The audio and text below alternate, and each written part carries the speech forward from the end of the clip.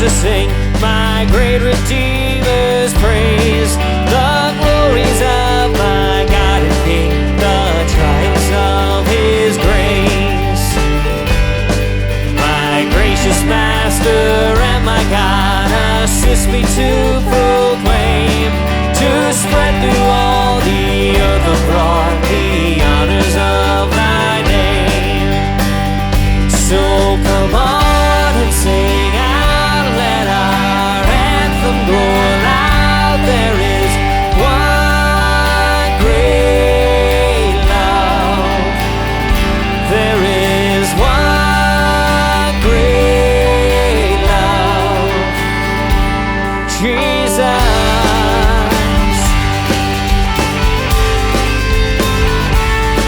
Jesus, the name that charms our fears, that bids our sorrows cease.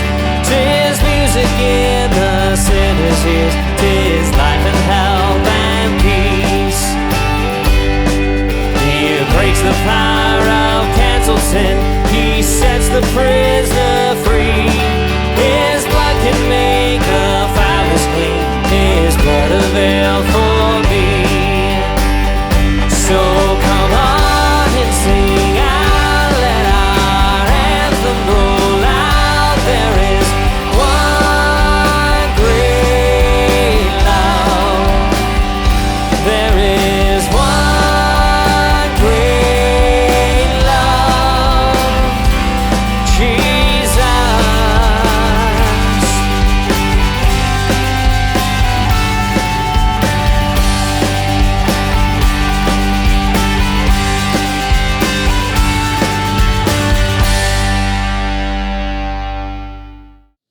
Welcome once again to Community Christian Church. My name is Nick Cox, and I'm glad to be here today.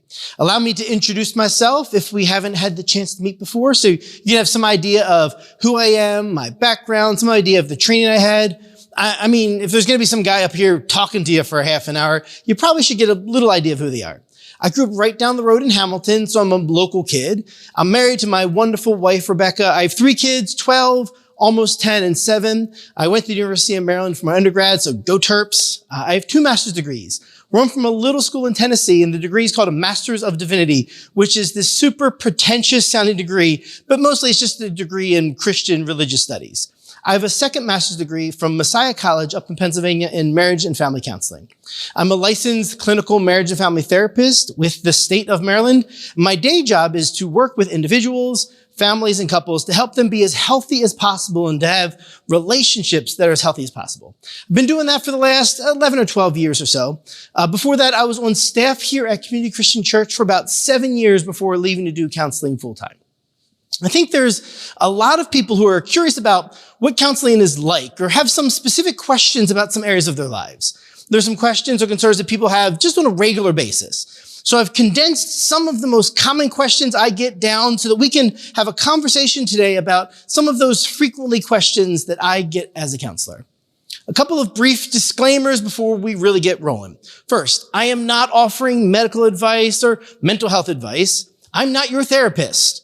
This is not a setting for therapeutic interventions or confidential conversations. I don't know the circumstances of your life, and when I'm counseling with someone, it needs to be a private conversation. This is not. Most of the time, I get to ask questions and get more information to make sure that I'm addressing specific things dealing with their situation in their life. Here, not so much. What I do hope to offer is a different perspective to some common questions, concerns, problems that people struggle with in their lives, especially for those who have faith in Jesus as a significant part of their lives.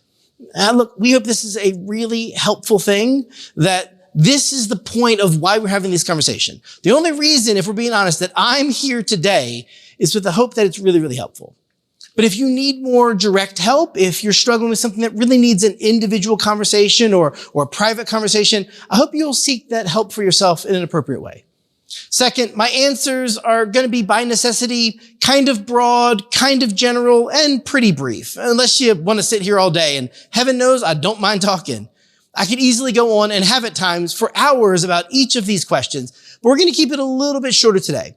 Besides, Dave's not up here, so who wants the long, drawn-out message anyhow? Lastly, I want to make sure that I'm crystal clear that I struggle with all these things as much as anyone else.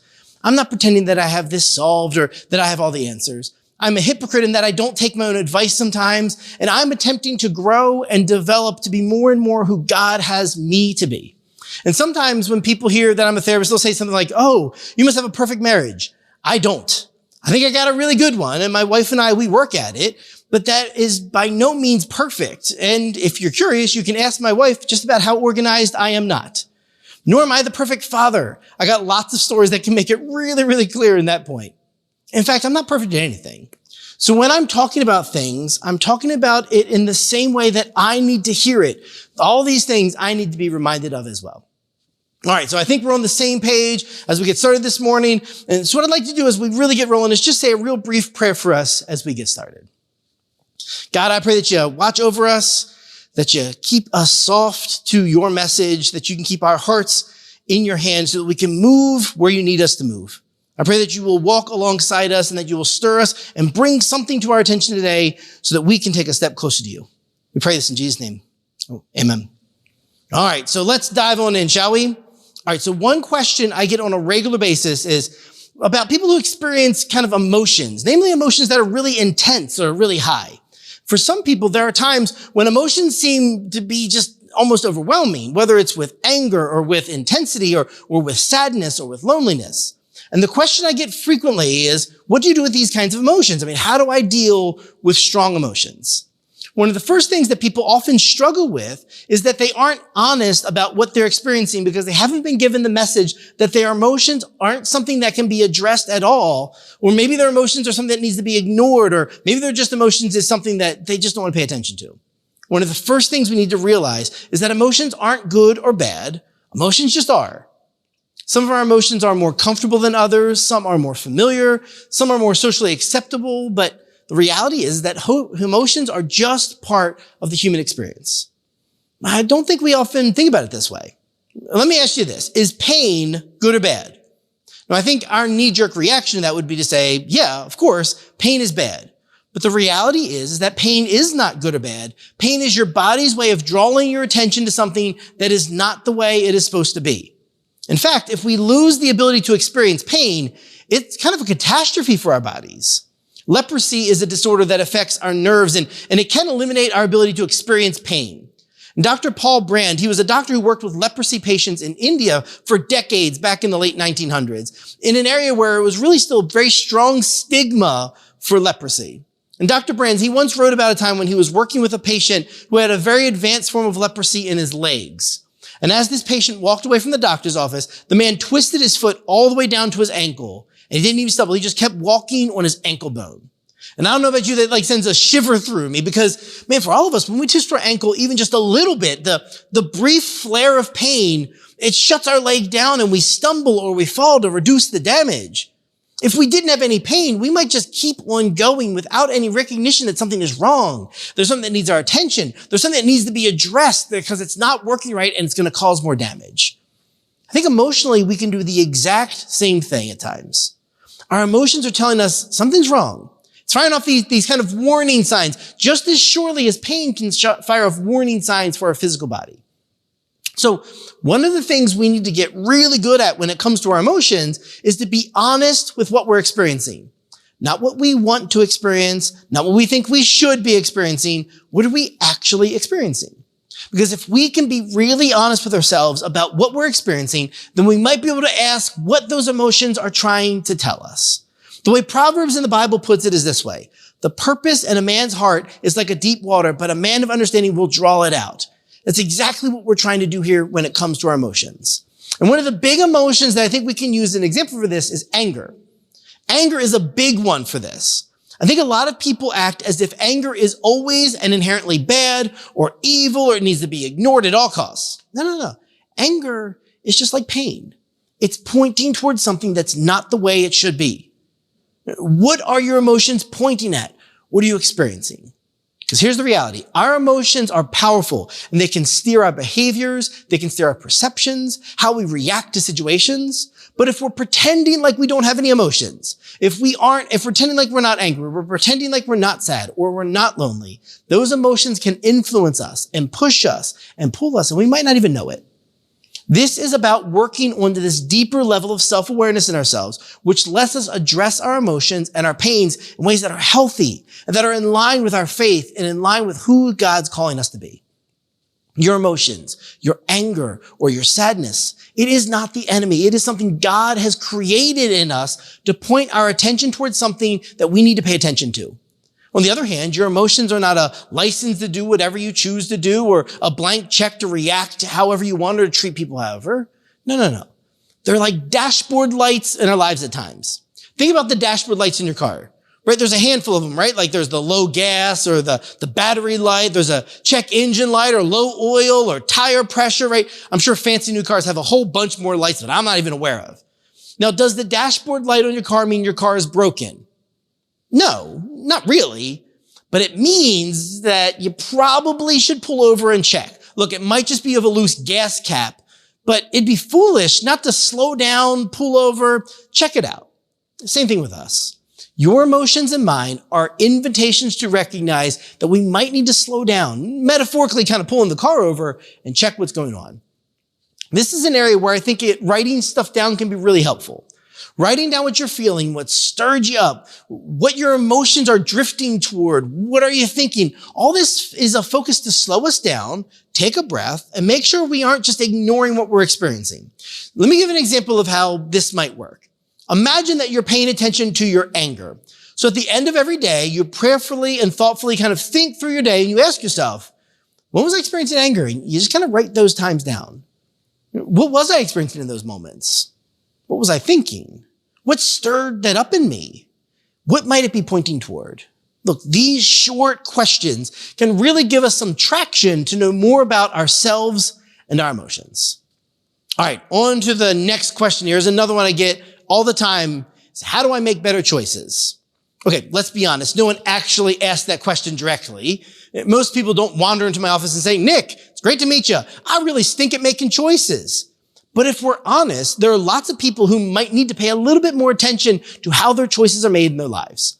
If we slow down and think about it, the ability to make good choices is sort of an essential skill of living a good life, right? So when it comes down to how to make good choices, for me, an analogy I sometimes use is thinking about it in kind of a different picture, like an exclusive nightclub or like a restaurant. You know, those fancy pants kind of places where there's like the velvet ropes and there's like a bouncer at the door with like a clipboard and he's checking off names. You know, the type of place I've never been to before. I mean, I've seen them in movies, so I don't actually know they exist. I figure they might exist. Picture a place like that. The idea is this. Is that if a choice can get past the bouncers in the front of the door and into the building, then there's a whole lot of freedom in how to make those choices. There's a freedom in what that means for your life. If a choice cannot get past the bouncer, well, not so much. And I think there's two bouncers at the door. There's two bouncers I'd like to draw your attention to. And if your choice is going to clear these bouncers, then you're good to go. Right? And so here, the two bouncers are this. Is my choice in line with my beliefs? And is my choice in line with my goals? Right? Good decision making, I think, really comes down to the ability to ask ourselves good questions before we make a choice so we can evaluate whether that choice fits into our lives, fits into the understanding of ourselves and the ramifications of those decisions. So the two bouncers at the door, they're going to be, your decisions need to clear both of those. So let's talk about each of those. The first one is about whether the choice is in line with your beliefs. Now, in terms of beliefs here, I'm kind of using this very broadly. Of course, it includes our beliefs in our faith, but also includes beliefs about ourselves or our world or our relationship, which, if you're a follower of Jesus, is all covered under that idea of our religious beliefs. Yet the simple reality is that if you are making a choice that runs counter or contrary to your beliefs, at some point, that choice will not fit. And it's going to require you to either shift your beliefs or that choice itself is going to crack and fail. If you find yourself making choices that run counter to your beliefs, you will most likely find those choices failing. Right? The second bouncer at the door is, are these choices in line with my goals? Who you are, who you're becoming is a vital piece of how you're making choices. Because the reality is the decisions we make move us in one direction or another. If we make choices that move us away from our goals, then we will ultimately have two options available: to backtrack to our goals or to give up our goals altogether. Think about it this way. Pretend you and your family decide that you're going to pack up for a road trip to Disney World, right? Happiest place on the earth where you spend way too much money. And so you decide, you know what? After we're done watching this, let's get in the car, pack it up. We're heading to Disney World. And it doesn't matter if you take a luxury sports car or a beat up old minivan. It doesn't matter if you use a GPS or a old folded up paper map. If you take highways or back roads, you won't get to Disney if you pull out of your parking lot from here and head north. Why is that, you ask? Because Florida is south. And if you start heading away from the goal, then you're not going to end up at your goal. The only option is to change your goal and be like, well, can't go to Disney, but how about we go to Canada instead? And it's like, well, that was not what we were planning. Or you can backtrack and retrack all those miles to head back down to Florida again. Look, the book of Proverbs, it puts it this way: the wisdom of the wise keeps his life on track. The foolishness of fool land them in a ditch. So here's the reality. Two bouncers. Are your choices in line with your beliefs? Are your choices in line with your goals? Which means, of course, you need to spend some time figuring out what your beliefs and goals are in the first place, right? Why do you think we talk around here so much about learning more about who God is, what he longs for in our life, about faith and belief and how that plays out in our lives? Because it matters if you want to hold on to your beliefs and setting good goals in your life when it comes to the choices we make. It doesn't guarantee that you're always going to have the right choice or there's always going to be kind of a perfect outcome that you're hoping for. Of course not. But I think that even if a choice doesn't go the way we hope, most of us can sleep at night with a sense of peace if we know we are choosing in line with our beliefs and our goals. All right, next question. What is one tip or suggestion to really help us have a great marriage? Now, look, there are libraries full of books on this topic, and you can spend the rest of your life devoting yourself to just answering this one question. So know right from the top that any response I give here is going to be brief and probably super overly simplistic. But I've been sitting across from couples for over a decade, and you start to see some patterns between people, patterns between couples that are healthy and thriving, and also between ones that are struggling. And look, there's so many skills that people can develop, from how they communicate to how they use conflict, how they express their love and care for each other. And these skills are essential to healthy relationships. But I sometimes think we can skip a step. I'm in the process of trying to overseed my lawn, right? Last winter, like half my lawn died and I have no idea why. So what you do with overseeding is you basically put seeds on top of a lawn that already exists so you can get more grass. And so I've been doing all kinds of reading about that and get myself ready for it. And so I got a dethatcher, and I've dethatched my lawn, and which is basically like this power broom thing, and it sweeps up all the dead mowed grass and debris.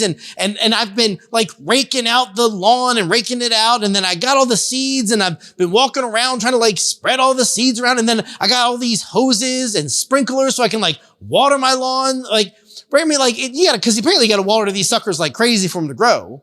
What you have to do primarily when you're overseeding your lawn is you got to create an environment where growth is really, really possible, right? Like you can't guarantee growth, but you have to create an environment where growth is really possible. It really has a chance to flourish. I think marriages are the same way. They need to exist in an environment where growth is more possible. And there are a few ingredients that I think can help us. And I swear to you, I did not mean for all these to start with the letter G, right? So I was writing this down, and by the time I look back to it, they all start with the letter G. And that was not on purpose. I was not trying to be cute, but they all start with the letter G. All right, so one ingredient of the healthy environment where marriage can grow is gentleness. I think this might be one of the most underrated virtues in our lives. right? In the Bible, it talks about the fruit of the Spirit. Actually, Joe talked about it last week, right? So we read about the fruit of the Spirit. But the fruit of the Spirit is love, joy, peace, forbearance, kindness, goodness, faithfulness, gentleness, and self-control. Against such things there is no law. Right? Last week, Joe mentioned that, right? And you got gentleness kind of tucked in there right between faithfulness and self-control. The reality is that people who are gentle toward each other, who slow down, who take it easy on people, they're much more likely to listen well, to not stick their foot in their mouth, to not have to be proven right, to not get into silly arguments about meaningless things. I think all of us know what it's like to be around someone who is just honestly gentle. It's such a safe and reassuring place, isn't it? And most relationships would benefit gratefully from having large doses of gentleness just kind of injected into them. And so there might be a need for some moments to really decide between, am I going to be gentle or am I going to be sharp? And I hope you guys always choose gentle with your spouse. Second ingredient is gratitude. Gratitude and appreciation and acknowledgement. These are life-giving. And I've spoken about this before, so I don't want to kind of belabor the point. But if you want to see a relationship that is in a great spot, look for people who regularly and honestly offer each other gratitude. It can be so deeply encouraging within a relationship. The third one is a genuine sense of curiosity. I'm not sure that's what everyone expects, but this one can slip by us because for most people, relationships begin with a high dose of curiosity. Is this a person I'd like to be connected to? Is this a person I enjoy? Do we see things the same way? Could I see myself spending my life with this person? There's this curiosity. But that sense of curiosity can fall off, and it can fall off quickly. And then, without even realizing it, we can stop caring about what the other person is experiencing, or what they're thinking, or what they're feeling, or even what their life is like. We can stop asking, whether it's because we falsely think we already know the answer, or because we're so busy that we forgot, or if we're being more cynical, because we really just don't really care anymore. But the relationship will suffer for it. Because once we stop being curious, we tend to stop connecting. How curious are you about what your spouse thinks, how they feel, what they're experiencing in their lives? If you're not great at this, pull up some like old Nollywood game questions or something like that. Because it's not about the questions. The questions aren't important. What it is, it's the desire to be curious about the other person in a real way, not an artificial way. There's a verse in the Bible that you've probably heard before. It says this: "My dear brothers and sisters, take note of this. Everyone should be quick to listen, slow to speak, slow to become angry." And here's the deal. If you are gentle, grateful, and genuinely curious, you will have a chance at this. But if you're sharp, self-focused, and closed off, you don't have a snowball's chance in Hades. If we can manage our marriages by these characteristics, by have this great level of gentleness and gratefulness and genuine curiousness in the relationships, it will be soil that relationships can grow. All right, another question that circles around is, are DC movies so much worse than Marvel movies because you think Marvel just has better characters? And I gotta say, I don't think that's the case because DC has some phenomenal characters. They have some of the best characters that I've ever seen before. So Superman and Batman are fantastic characters, but here's the problem. I think Zack Snyder, who's the director of many of the DC movies, doesn't understand his own characters. He makes Batman this dark, brooding figure who is so much more content to beat people up and to shoot things. By the way, Batman doesn't use guns, but to shoot people as opposed to saving people instead of solving things and protecting people. Batman is a protector, but he is not projected as a protector. And then he creates Superman as this person who stands above everyone else, this superior figure. Superman is Clark Kent. He was raised as a farm boy in Kansas. He does not see himself as above people. He sees himself as among people. And these characters inherently, Superman and Batman, who are these key characters of the DC universe, are not relatable at all. On the other hand, you look at Marvel movies and you have characters like Iron Man, who is arrogant and he is flawed, but he is just so engaging. And you see Spider-Man, who's this lovable loser of a dork who's trying to stop the supervillains, but he's also just trying to talk to a girl he has a crush on. And these characters connect with us. I don't think it's that DC has worse characters than Marvel. I think DC has just done a poor job with their characters. All right, so next question. One question I think, I've been getting this question a lot more in the past year, I think, maybe 2 or 3 years than before, is this: how do I get along with family or friends who have very different beliefs or views or ideologies or perspectives than I do? I think we all know that we live in a world that is fractured. We live in a country that can sometimes feel really divided more than any of us wants, and for all kinds of reasons. But what do we do when the person sitting across the table from us, or on the other side of the phone line from us, or the neighbor that's across the street? What happens when we feel like there's this diametrically opposed kind of stance from each other? Whether it's a political stance or a religious belief or how we see the world, there are lots of ways that we can feel disconnected. This becomes even more pointed when the person that we are at odds with is a person that we love. It's an interesting thing to love a person and to care about a person while simultaneously deeply and sharply disagreeing with that person. And again, this is something a dozen dissertations can be written on, but I'd love to offer just a few thoughts if I can. One of the things we need to remember is that the person we are disagreeing with is a person. Yes, I know that's a really dumb sentence to say out loud, and I'm going to say it again. The person you're disagreeing with is a person. And this sometimes can get lost a little bit in the shuffle when we stop seeing the person as an individual, and instead we start seeing them as a representation of something we disagree with. It's something that happens all the times with humans and their interactions with each other, is that we can kind of run with this temptation to treat people not like a person, but as a set of ideas. They are not. They are a person. And Jesus came to love and save people, the very people you disagree with. Another analogy. Have I told you before I like analogies? I like analogies. Another analogy, and this one might ruffle some feathers. I was an undergraduate student at the University of Maryland, and University of Maryland gets students from all over the place. And a good bit of them are actually from Philadelphia. And I had a good friend at college from Philadelphia, and we used to joke around, and I used to say to him, you know what I've come to realize? A Philadelphia sports fan is normally great, but Philadelphia sports fans are the worst. Where like you're a sports fan, and you're a Philadelphia sports fan, and you're fine. But man, you guys as like a collection of people are like the nameless, faceless mob of Philadelphia fans. You guys are the worst. And sometimes you throw snowballs at Santa, right? The people you disagree with are people. Don't forget that. And this is one of the reasons why social media can increasingly be dangerous, because it strips away the person-to-person contact, and it makes it so much easier to view a person not as an individual, but as part of a broader collective for which we stand against. And as soon as that happens, it is so much harder to show compassion and understanding and have a real conversation. It is not a weakness to communicate with someone in gentleness and curiosity, those two words again, and to approach a person with a sense of humility, even someone with whom we really disagree. It doesn't mean you agree with them. It doesn't mean you're swayed. What it means is that you're connecting with a person in a real way. Jesus, as usual, gives us a really good example of this. Jesus reserved his harshest criticisms not for the people for whom he disagreed with ideologically or politically or religiously.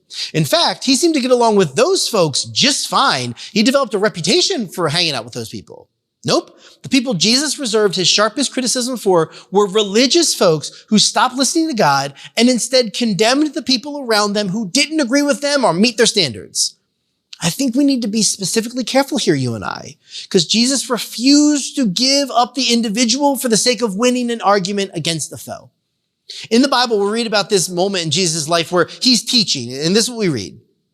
To those who were confident of their own righteousness and looked down on everyone else, Jesus told this parable, right? So think about who he's telling this parable to. Righteous people who look down on other people. This is what he says.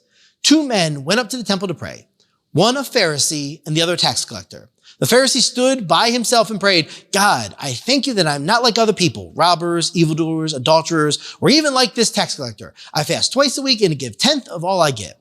But the tax collector stood at a distance. He would not even look up at heaven, but beat his breast and said, God, have mercy on me, a sinner. I tell you, this man, rather than the other, went home justified before God. For all those who exalt themselves will be humbled, and all those who humble themselves will be exalted. It's pretty clear who Jesus is holding up as the hero of the story. Not the person who is convinced they are right.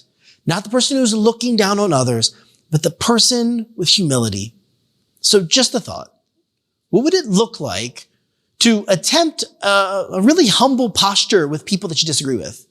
Humility is not often something that we aim at very much in our culture, particularly in the midst of disagreements. But what would it look like if we began asking ourselves some question like, I wonder what this is like for them.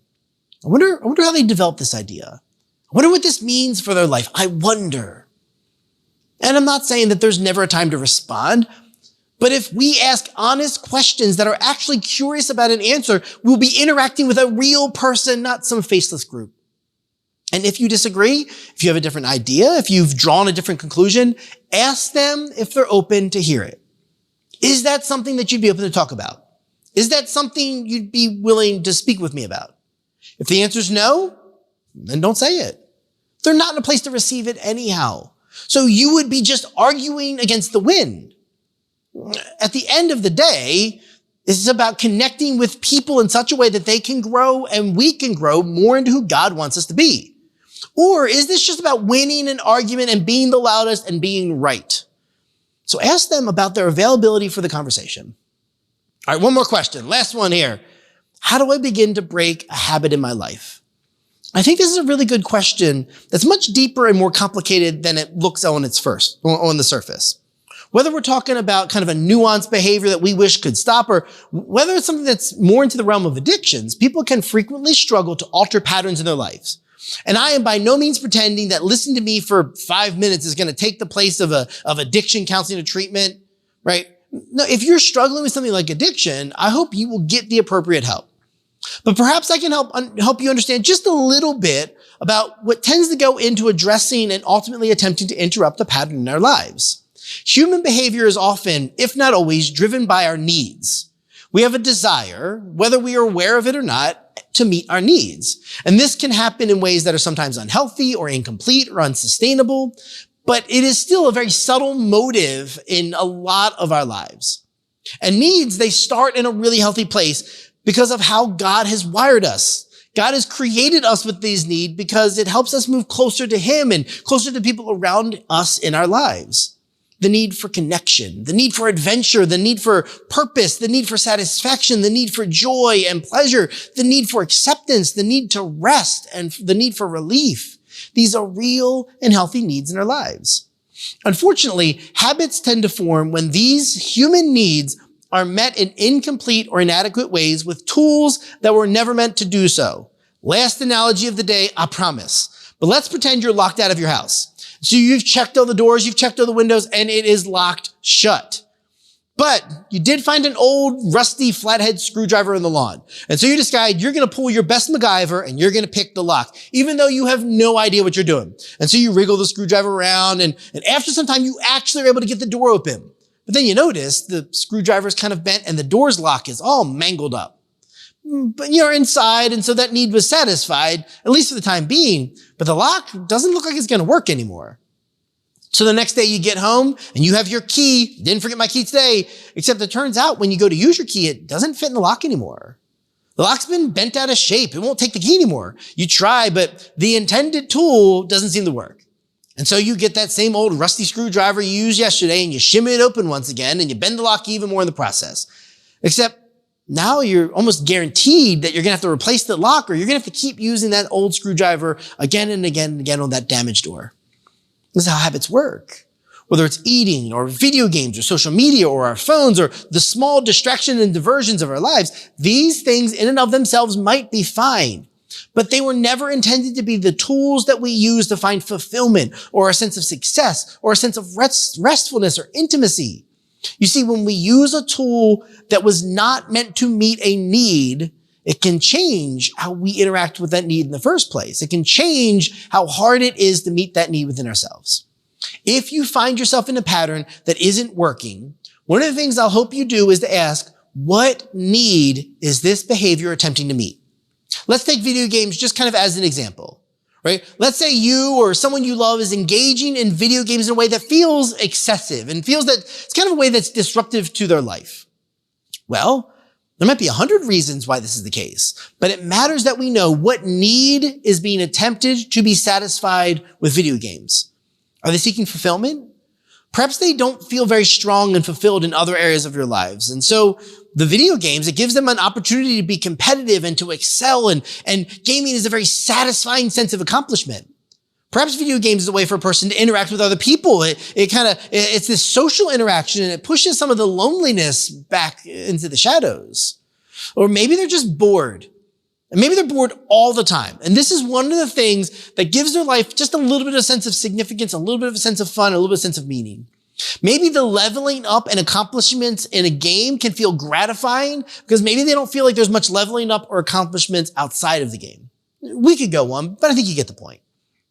We read this in Psalm 26:2, when the writer calls out to God, "Test me, Lord, and try me. Examine my heart and mind." The reality is, if we are to be loosening the grip of habits in our lives, then we need to invite God to help us discover what needs are being attempted to be met with those habits and finding God-honoring ways to meet that need outside of the habit. It turns out that when a need is satisfied outside of a habit, the habit itself will have less pull. It didn't say it'll have zero pull, it'll have less.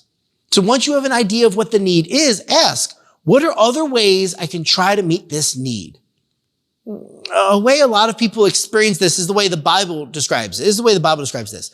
To put off your old self, which belongs to the former manner of life and corrupted through deceitful desires, and to be renewed with the spirits of your minds. And to put on the new self, created after the likeness of God in true righteousness and holiness. And see, the reality is that new self is available, but we have to put off the old habits, which means we need to be able to aim at healthy ways of meeting our healthy needs. All right, so I think that's going to be enough for today. Look, I hope at least one point of what we talked about today was just tremendously helpful to you or maybe to someone you love. And I hope that you will take some of these things to help you wander closer and closer to God. All right, I hope you guys have a great one, and we'll see you here next week. So we're going to take some time to celebrate communion together. This is the perfect time to grab some bread and juice. We eat the bread because it's a symbol that represents Jesus' body that was given up for us. And we drink some juice as a symbol of his blood that was spilled on the cross. It's during communion that we remember that Jesus was sacrificed on the cross to pay a price for our sin. This is often time that people look at their own life, do some self-examination about how they've been living in light of the great sacrifice of Jesus. So I encourage you, as you celebrate communion, to look in at how you've been living in light of the cross. Let's take communion together.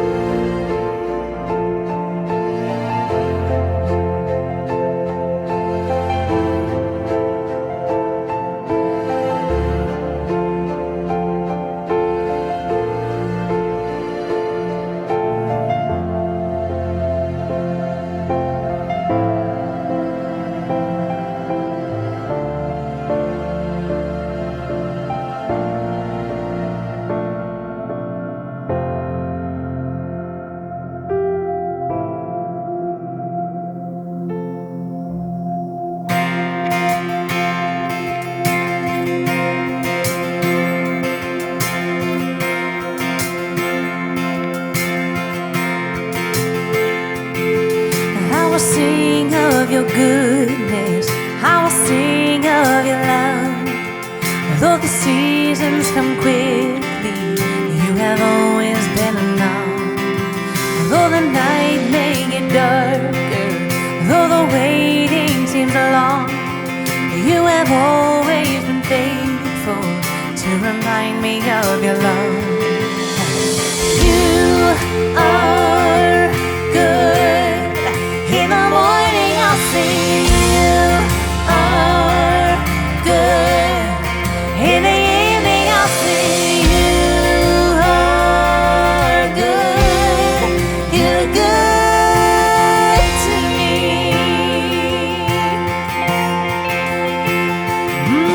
You have always been patient.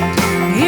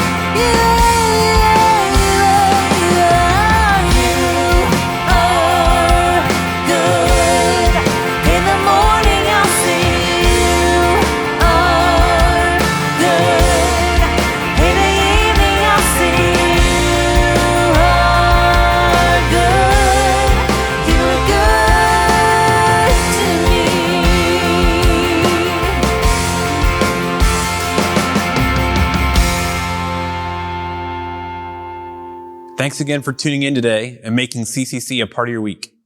Now don't forget, Dessert with Dave is coming up on May 20th. And Dessert with Dave is the perfect step if you've just started tuning in or you visited in person at some point over the past year. There'll be dinner, and of course there's going to be dessert, and there'll be a chance to hear all about how CCC got here and where CCC is headed. Just head over to communitycc.net to find out more on RSVP.